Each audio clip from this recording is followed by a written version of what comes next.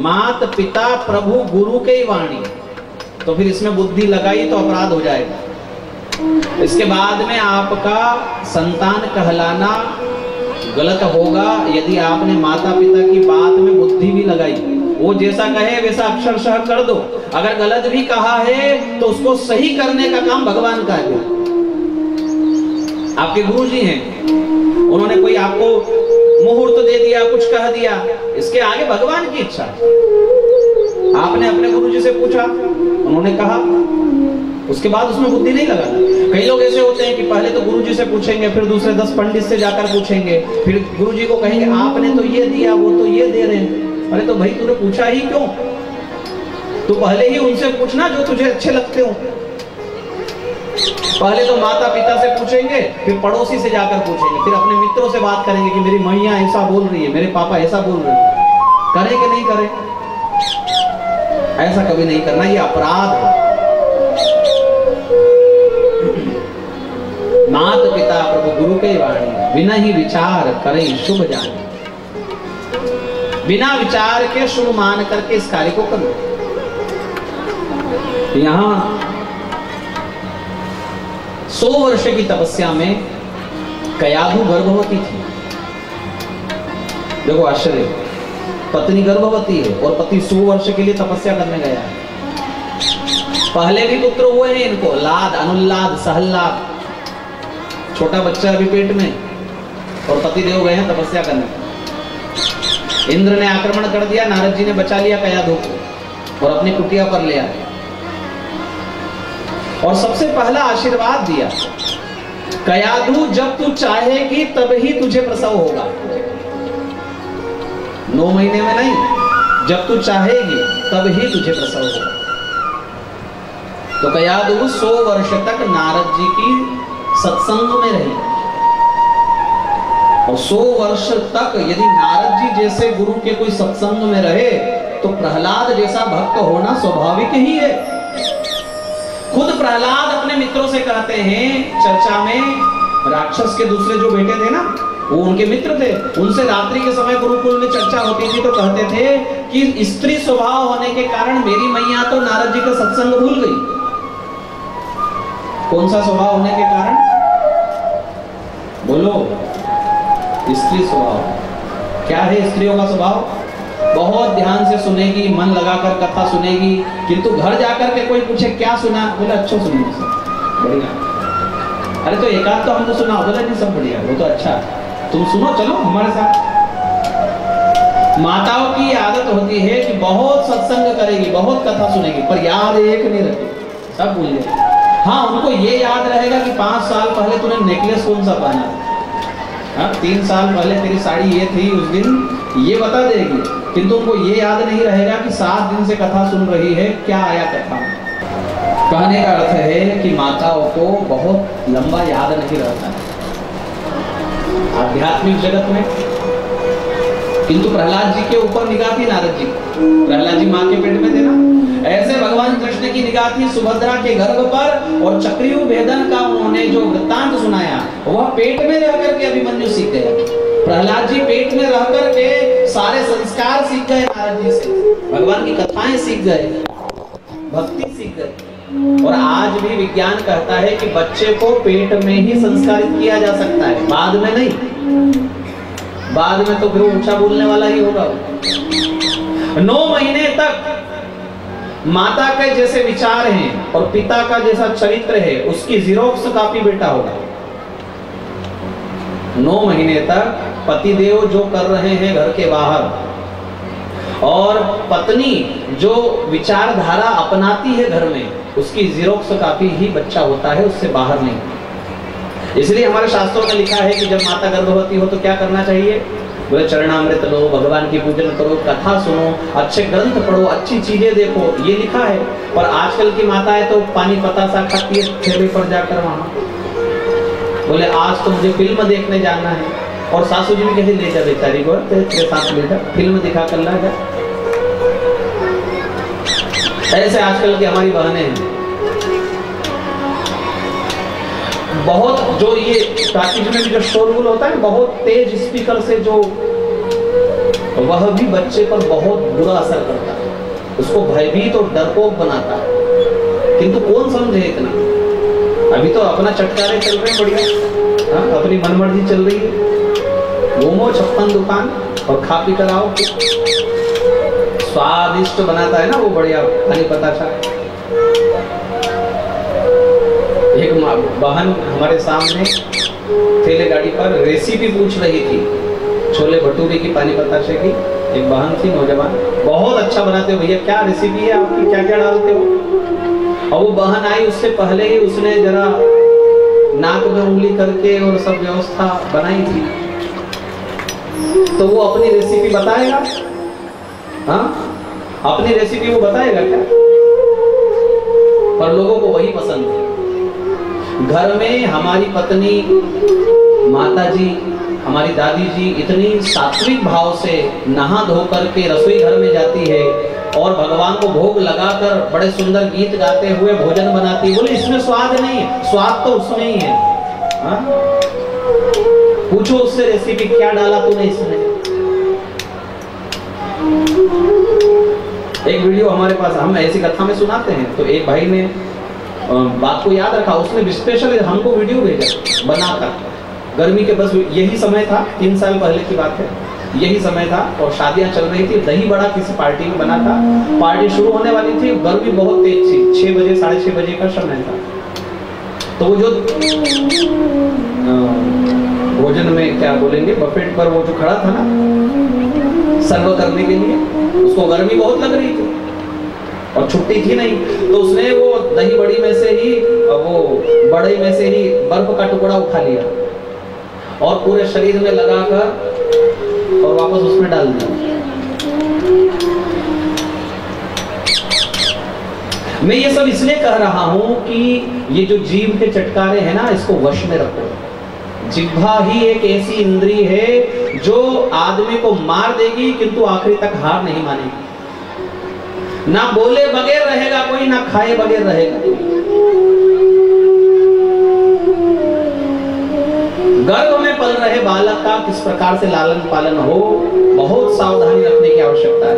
बाद में आप उसे जानकारी दे सकते हो किंतु संस्कार नहीं दे सकते। जानकारी है ये सब, ऐसे बोलना, जिकारे से बोलना, है ना, ये इनको पापा बोलना, इनको मम्मी बोलना, ये केवल जानकारी है, ये ज्ञान नहीं है। संस्कार, ज्ञान केवल गर्भ में ही दिया जा सकता है। कयाधु ने वह कार्य किया और धन्य है वो माता कयाधु जिसने प्रहलाद जैसे पुत्र को जन्म दिया, जिसने ठीक इस संध्या के समय में कहा है छाती ठोककर कि हाँ, इस खंभ में भी मेरा नारायण। हिरण्यकश्यप ने दौड़कर खड्ग उठा लाया और सबके सामने उस खड्ग से उस खंभे पर प्रहार किया। भीषण शब्द हुआ, धीरे धीरे वह टंकार शांत।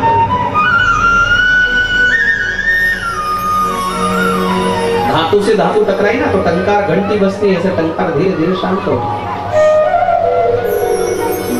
उसी समय एक जोरदार गर्जना उस खंभ के अंदर से हुई। वह पहले से भी अधिक शोर, ऐसा मानो जैसे सबका हृदय फटने वाला।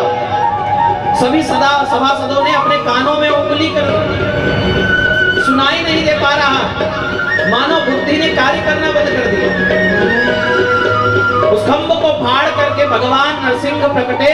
भगवान के अट्टहास से, भगवान की भीषण गर्जना से ज्वालामुखी फटने लगे, जहां तहां बिजलियां गिरने लगी, भूकंप आने लगे, धरती के 2 भाग होने लगे। मानो दिशाओं ने अपना क्रम ही बदल दिया, मानो आज ब्रह्मांड के 2 टुकड़े हो जाएंगे। ऐसे भगवान की दिव्य आंखें, मानो आंखों में तांबे के तार के समान नसें दिखाई दे रही है। भगवान के नाखून मानो खंजर और तलवार के समान लपलपाती हुई भगवान नरसिंह की जिह्वा, जिनके बालों से, जिनके केश से बादल तितर बितर हो रहे हैं। ऐसा दिव्य और भयानक रूप भगवान का, आधा सिंह का आधा नर का। गर्जना करते हुए भगवान प्रकट हुए, खंभ से कूद पड़े। बोलिए नरसिंह भगवान की जय।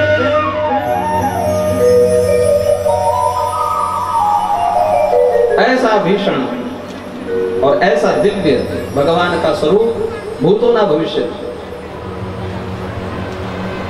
अद्भुत रूप है यहाँ पर। सुखदेव जी ने जब इसका वर्णन किया, सत्यम विधातुम निजभृत्य भाषितम, विधाता की निज वृत्ति की बात को सही करने के लिए भगवान नरसिंह का रूप लेकर आए। वृत्ति है ना नौकर, वृत्ति का अर्थ है नौकर, और ये नौकर कैसा है? प्रहलाद। एक अर्थ यूं भी निकाल सकते हैं कि प्रहलाद जी ने कहा इस खंभ में मेरा नारायण है, तो भगवान उसकी भी बात को सही करना चाहते हैं। हिरण्यकश्यप को भगवान ने अपनी गोद में बिठा लिया दहली पर, और उसकी सारी शर्तें पूरी कर दी। न दिन न रात, न अंदर न बाहर, न धरती पर न आकाश में, न मेरे हाथ में कोई अस्त्र है न शस्त्र, ना तू निर्जीव से मरेगा न सजीव से, नाखूनों से मरेगा जो न निर्जीव है न सजीव है। तूने ब्रह्मा जी से मांगा था कि 12 वर्ष में 12 महीनों में मेरी कहीं मृत्यु ना हो, तो तेरे लिए मैंने 13वां महीना बनाया अलग से। हाँ, अधिक मास भगवान ने तब से बनाया। एक एक कामना पूरी हुई हिरण्यकश्यप, और भगवान ने अपने बड़े बड़े नाखून उसी प्रकार शरीर में गड़ा करके शरीर को फाड़ दिया, जिस प्रकार से कोई बालक खेल खेल में किसी कागज को फाड़ दे, ऐसे शरीर को क्षत विक्षत कर लिया। आंतों की माला निकाल करके अपने गले में धारण कर। कोई सिंह जब भेषे का शिकार करता है, उसके उदर में मुख डाल करके उसके मांस का भक्षण करता है, और अपना मुख जब बाहर निकालता है तो उसकी आंतें उसके गले में आती है ना। ऐसे भगवान ने सिंह का पूरा कर्म किया, हिरण्यकश्यप की आंतों को गले में माला बनाकर।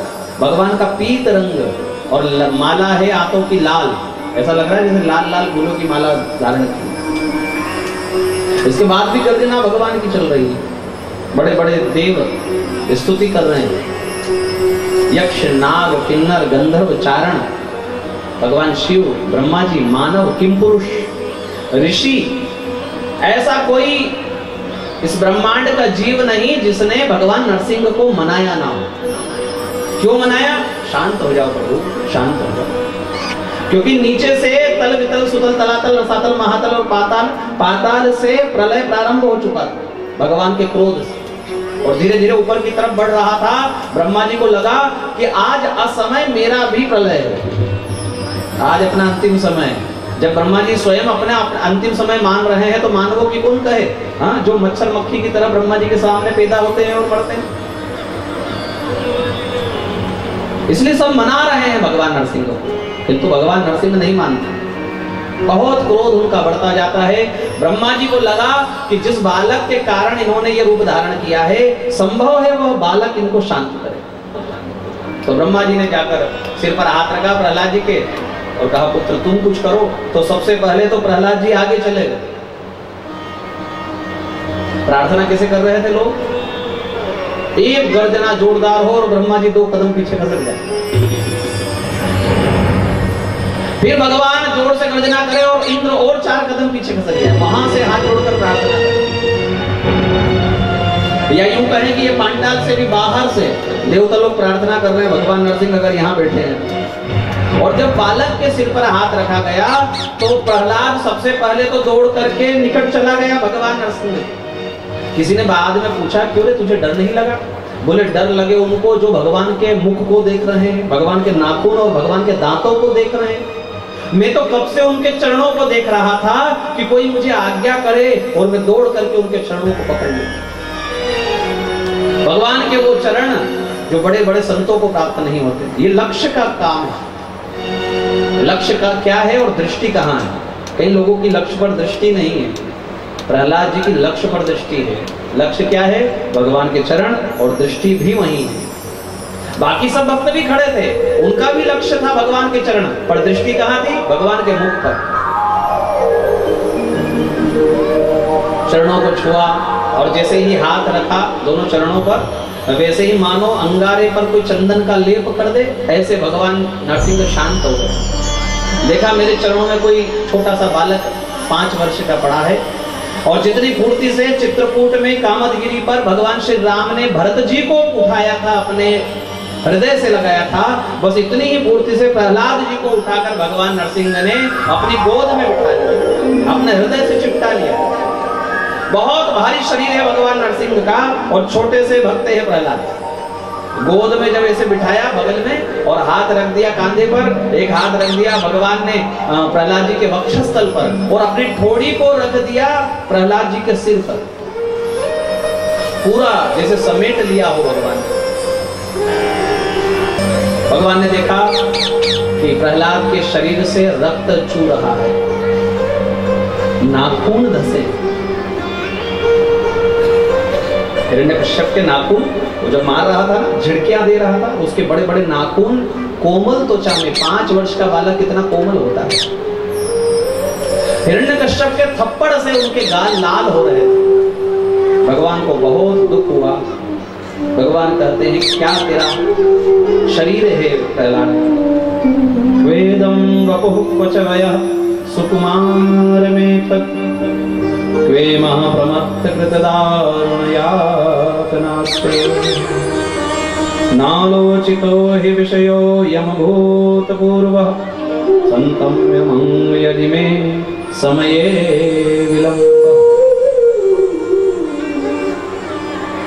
भगवान नरसिंह प्रहलाद जी से क्षमा मांगते हैं, मेरे आने में देरी हुई है प्रहलाद, मुझे क्षमा करो। प्रहलाद जी पूछे कि आपका अपराध क्या? तो बोले मेरे 2 अपराध, एक तो मैंने आने में देरी की, तब तक इस दुष्ट ने तुझे बहुत परेशान किया, और मेरा दूसरा अपराध है प्रहलाद कि मैंने तेरी 5 वर्ष की अवस्था में तेरे सामने तेरे पिता को मार दिया। बताओ किसी बच्चे को उसके आंखों के सामने इस 5 वर्ष की अवस्था में उसके पिता को मार दे, कैसा उसके हृदय पर बीतेगी? मैं वचन देता हूं पुत्र, तेरा जन्म राक्षस योनि में हुआ ना, आगे भी तेरी संतान राक्षस ही होगी। मैं आगे से तेरे वंश में किसी को हाथ नहीं लगाऊंगा, किसी को नहीं मारूंगा। क्या मांगना है पुत्र? तेरे मांगने में देरी हो सकती है, मेरे देने में देरी नहीं होती। क्या मांगा प्रहलाद जी ने? यदि राशीष में कामान वरांस्तम वरदर्शभ कामानां हृदय संरोह भवतस्तु वृणेव। इतना देने के बाद भी मांगने को कहते हो भगवान? भगवान ने पूछा कि मैंने दिया ही क्या है? बोले यही तो आपका बड़प्पन है, देकर भूल जाना। आज मैं आपकी गोद में बैठा हूं, आप बताइए कभी आपने ऐसा अपनी पत्नी लक्ष्मी जी को गोद में बिठाया? बोले नहीं। अच्छा, आपने कभी अपने बड़े बेटे ब्रह्मा जी को अपनी गोद में बिठाया? बोले नहीं। बस हो गया फैसला। आपने अपने बड़े बेटे तक को गोद में नहीं बिठाया, और मुझे आज अपनी गोद में बिठा लिया प्रभु, इससे बढ़कर के मुझे और क्या चाहिए? जिसकी गोद में बिठा जाता है ना, उसका सारा अपना हो जाता है। दादाजी की गोद में पोता बैठा, इसका अर्थ क्या है कि यदि दादाजी 50 एकड़ के मालिक हैं, 100 एकड़ के मालिक हैं, तो वो किसकी हो गई? बोलो। अगर 2 फैक्ट्री है पिताजी की, और पिताजी की गोद में बेटा बैठ गया, तो वो सब किसका हो गया? तो प्रहलाद जी ने कहा कि आपका जितना जितना है वो तो सब मेरा हो ही गया।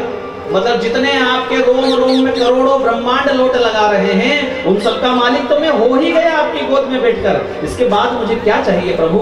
यदि फिर भी आप मुझे बार बार कहते हो कि मांगो, तो मैं एक ही इच्छा रखता हूं कि यदि मेरे मन में कोई इच्छा का बीज भी पड़ा है, तो उसे आप निकाल कर फेंक दीजिए।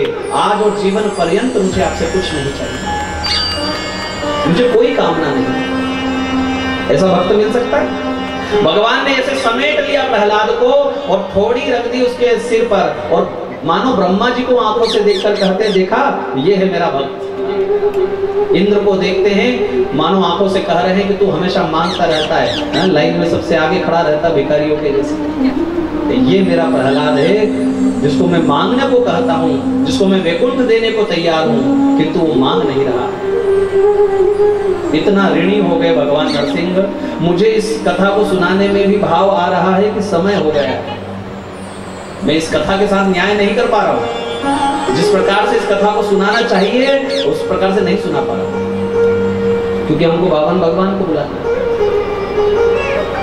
भगवान नरसिंह को रो पड़े, बहुत रो पड़े, और कहते हैं कि मेरा मन रखने के लिए, ज्यादा नहीं, एक मनवंतर तक के लिए समस्त लोकपालों का एक छत्र राज्य तू भोगेगा।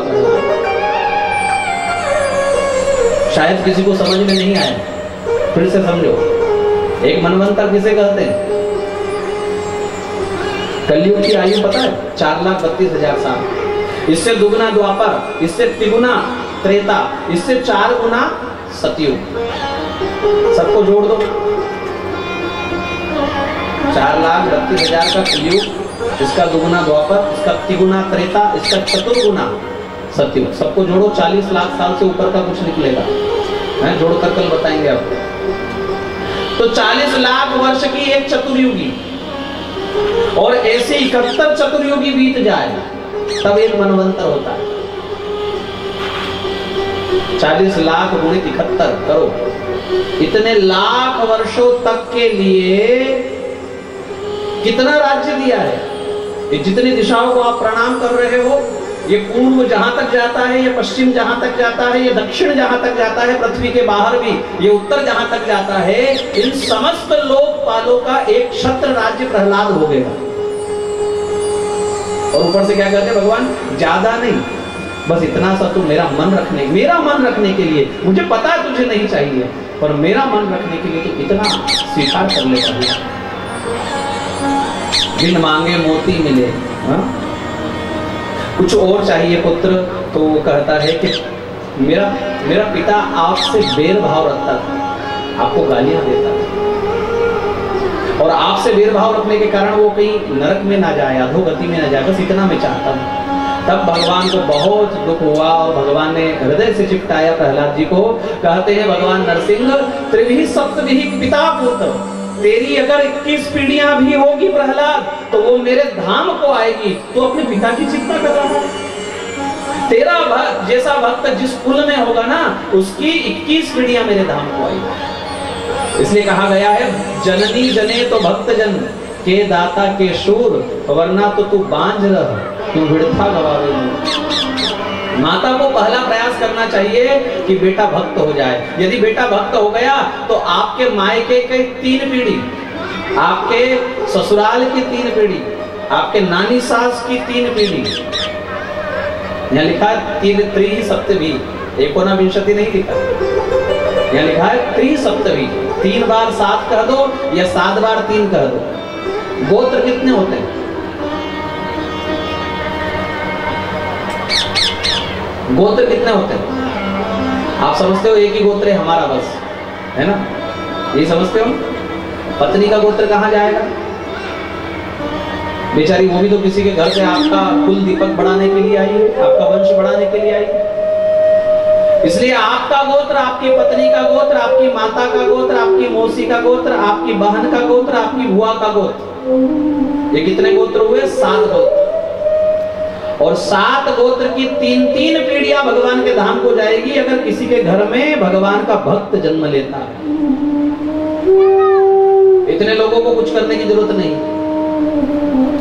या तो ऐसा समझ लो, या यूं समझ लो कि 3 मुख्य गोत्र जो है, अपना गोत्र, पत्नी का गोत्र और माता का गोत्र, इनकी 7-7 पीढ़ियां भगवान के धाम को जाएगी। कहीं से भी अपना घाटा नहीं है, हा? इसलिए माता जी जो है ना, अपने छोटे बच्चे का ये प्रयास करे कि उसको हनुमान चालीसा पढ़ाए, उसको अथर्वशीर्ष पढ़ाए। प्रयास करो कि वो भक्त हो जाए, प्रयास करो कि भगवान उसकी डोर अपने पास खींच ले। ये बड़ा सुंदर प्रहलाद जी का चरित्र सुनाया सुखदेव जी ने, और इसका फलश्रुति भी कही कि जो इस कथा को सुनेगा उसका भगवान में मन, यदि नास्तिक होगा तो आस्तिक हो जाएगा, और यदि भगवान का भक्त है ही तो उसकी भगवान में और भक्ति बढ़ जाएगी। बोले प्रहलाद जी महाराज की। अब कथाएं तो और रही हैं, किंतु हमारे छोटे से वामन भगवान तैयार है, तो आज हम उनको बुला लेते हैं, कल उनकी कथा करेंगे। छोटे से रूप में अदिति के माता के गर्भ से भगवान वामन प्रकटे होते 5 वर्ष के हो गए। माता जी ने कहा ये ठीक बात नहीं है, अभी तो हमने गोद में ही नहीं खिलाया, अभी तो आपने हमारा दूध ही नहीं पिया, अब होते से 5 साल के हो गए। बोले मैया अगली बार तो खूब दूध पिलाना और खूब हमको गोद में खिलाना, किंतु अभी तो देवताओं का कार्य साधना है ना, इसलिए जल्दी है। तुरंत होते साथ 5 वर्ष के हो गए, छोटा कद और गोल मटोल, भरे भरे गाल, बड़े बड़े नेत्र, बड़े सुंदर कपोल, बड़ा सुंदर ग्रीव, और भगवान भोलेनाथ ने जटा सजा करके उसमें एक रुद्राक्ष की माला डाल दी।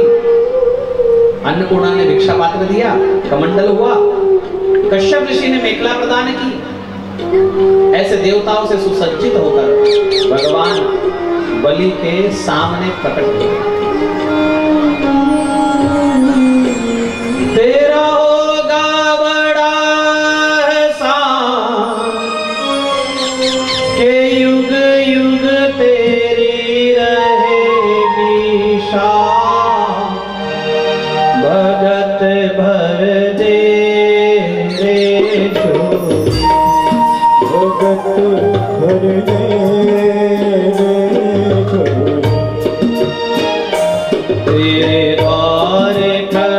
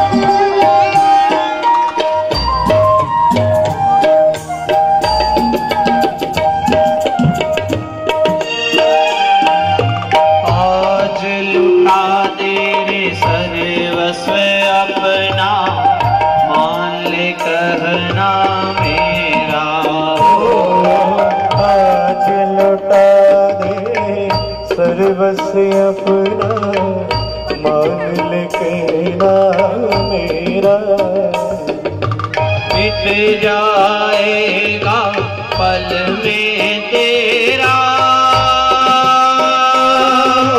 जन्म जन्म का फेरा रे, जन्म जन्म का तेरा। मैं आज तेरा के कर ले मुझसे जरा पहचान, भगत भर दे रे झोली, भगत भर दे रे झोली।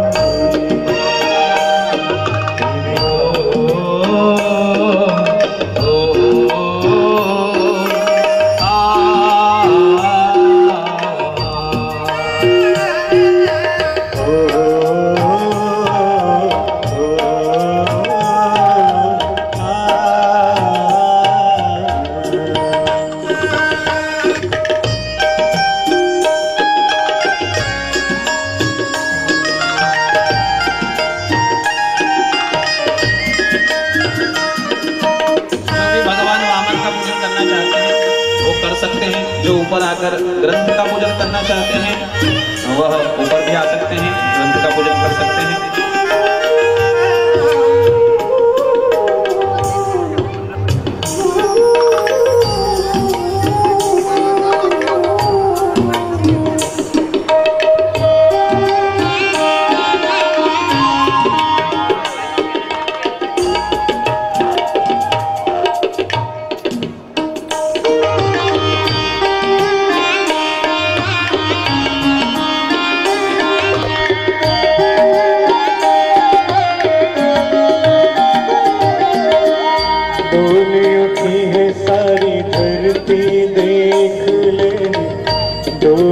गगन है सारा, डोल उठी है सारी धरती देख ले, डोला गगन है सारा। भीख मांगने आया तेरे घर, जगत का पालन हारा रे, जगत का पालन हारा।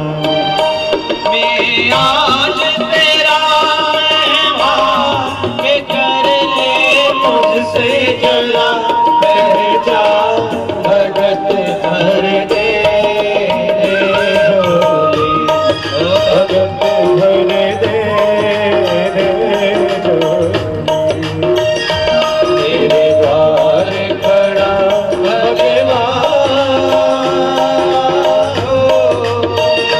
तेरे द्वार खड़ा भगवान, भगत भर दे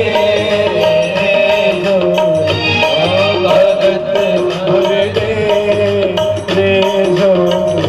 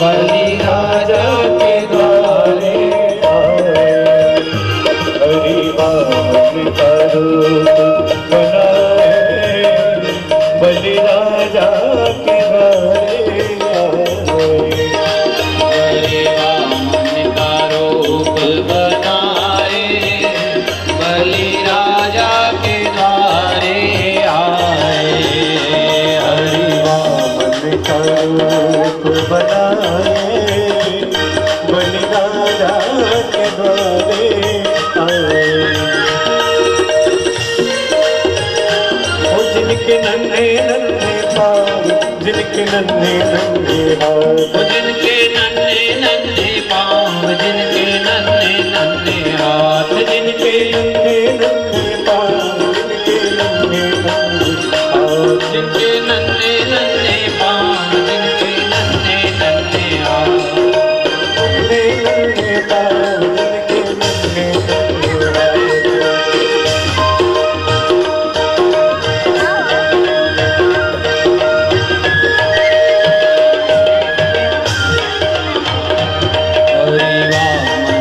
रूप बनाए बलि राजा के द्वारे आए, तो मंडल हाथ धराए बलि राजा के द्वारे आए।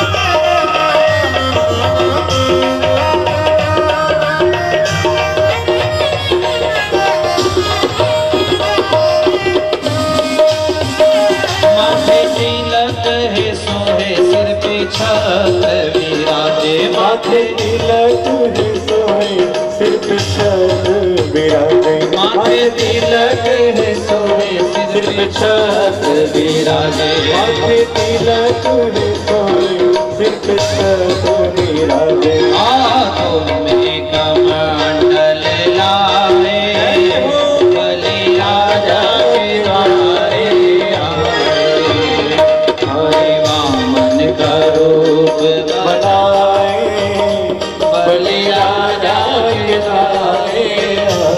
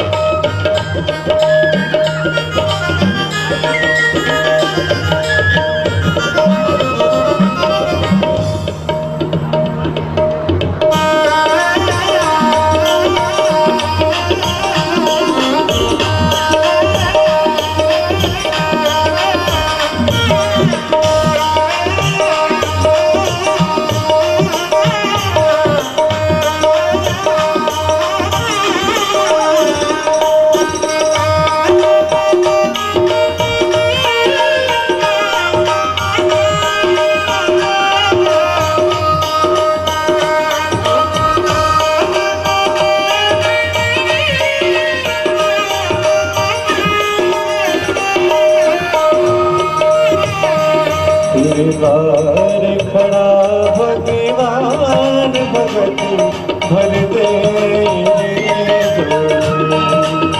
ओ तेरे द्वार खड़ा भगवान भगत भर दे, ओ भगत भर दे भगत भर दे भगत भर दे भगत भर दे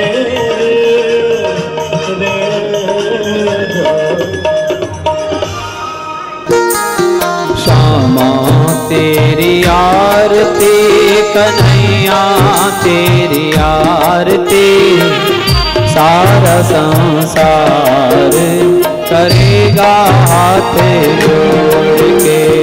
श्यामा तेरी आरती, कन्हैया तेरी आरती, सारा संसार करेगा हाथ जोड़ के। सिर पर मोहना मुकुट विराजे, सिर पर मोहना मुकुट विराजे, गले जमती माला साजे, गले माला साजे, और सोहे फूलनहार करेंगे हाथ जोड़ के। श्यामा तेरी आरती, कन्हैया तेरी आरती, सारा संसार करेगा हाथ जोड़ के। अपने चरणों की भक्ति दीजो, अपने चरणों की बड़ी अपने चरणों में मोहे रख लीजो, अपने चरणों में मोहे रख लीजो, करो भव सागर पार करेंगे हाथ जोड़ के। श्यामा तेरी आरती, कन्हैया तेरी आरती, सारा संसार करेगा हाथ जोड़ के।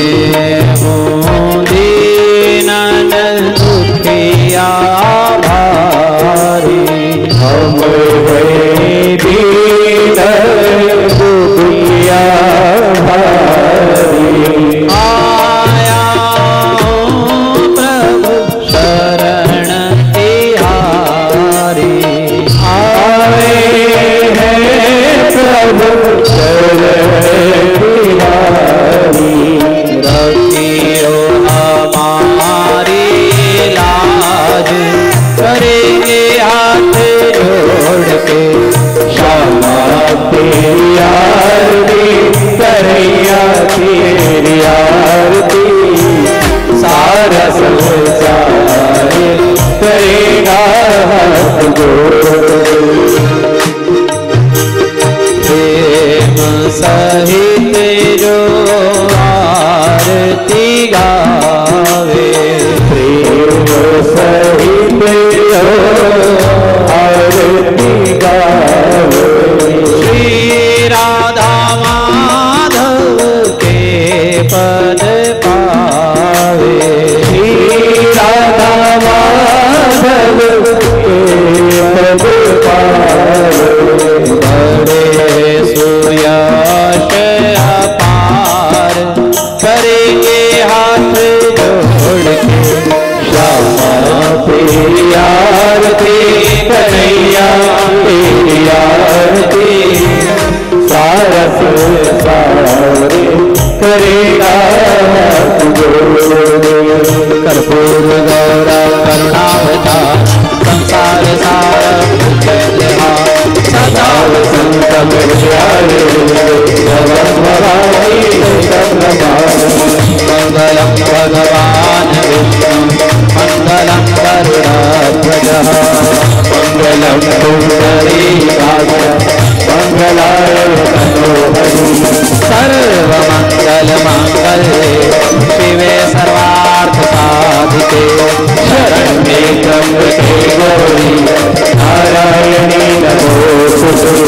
अच्युतं केशवं राम नारायण कृष्ण दामोदरं वासुदेवं श्रीधरं माधवं गोपिकावल्लभं जानकी नायकं रामचन्द्रं। हरे कृष्ण कृष्ण कृष्ण